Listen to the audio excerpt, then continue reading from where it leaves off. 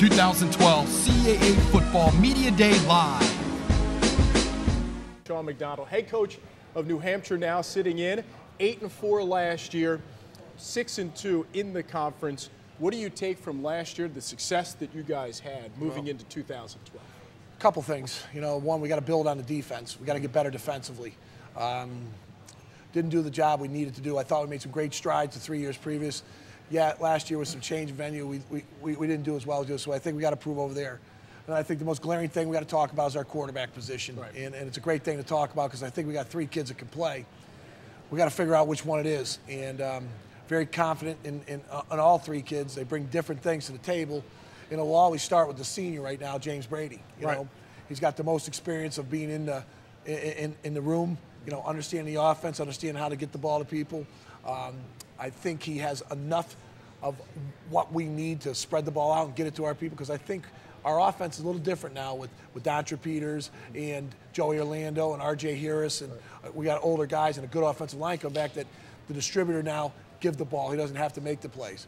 2 younger kids, a little more athletic, can escape a bit and do some things, Vallis and Goldrich, but that position's been the key for our offense for years, and this is the first year we've gone in unknown for a lot of those things.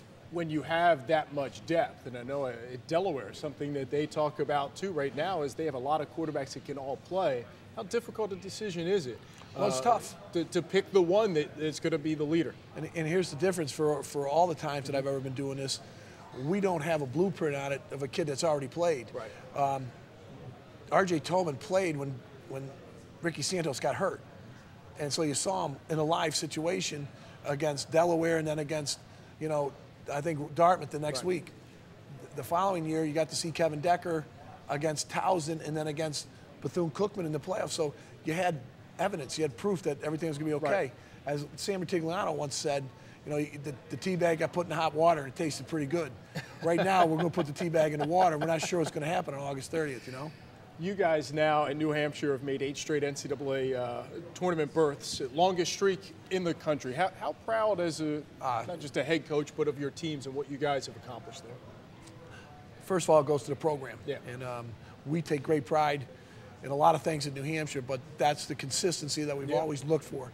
The guy that was the head coach before me, Bill Bowes, set a standard of excellence, and we caught back up to it, and I think our kids take great pride in it. They want to pass along that tradition of excellence to the kids. Well, we have a saying that nobody, rises to low expectations, and our kids, from the seniors through the juniors to the freshmen, sophomores, pass that along.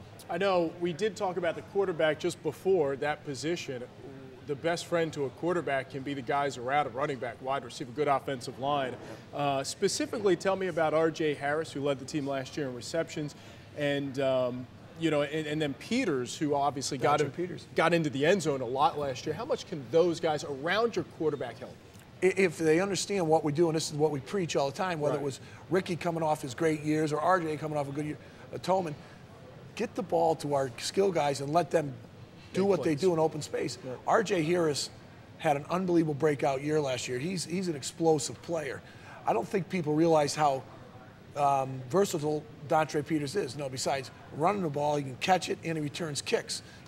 But there's also 2 or 3 other kids that, you look at Joey Orlando. He's had over 40 or 50, catches the last couple of years. You got Jimmy Giansante, Chris Settian, and another kid, Nico Storetti. There's a lot of guys that I think can help. But I think the key, again, is what you said first, the offensive line.